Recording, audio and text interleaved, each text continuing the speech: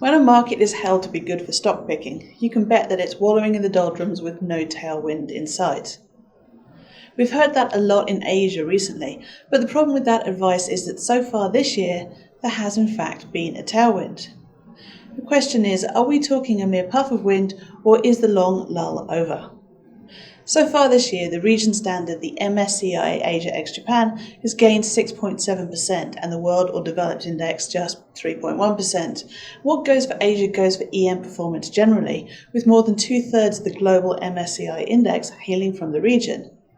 Worldwide, emerging market gains have been driven by higher risk cyclical stocks as a sharp contrast to recent years when disinflationary pressures have favoured defensive companies with low leverage and stable earnings.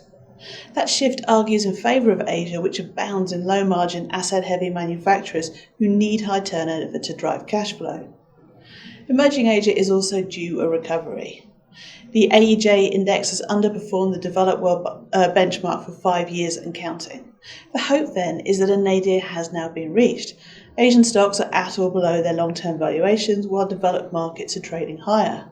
It isn't a big stretch either to identify strong tailwinds among emerging Asia's decent growth prospects, strong demographics, China aside, and some reform-minded leaders. Expectations for an 8% rise in earnings this year are hardly extreme. But this breezy optimism must also factor in the US. A strong dollar works against emerging markets' performance compared with developed markets. And Asia's responsibility for two-thirds of the US trade deficit put it at high risk of punitive action given President Trump's threats of trade storms. It may well be Asia's turn to outperform, but it faces significant headwinds in doing so. In this environment, remaining calm doesn't seem so bad, if, alas, unlikely.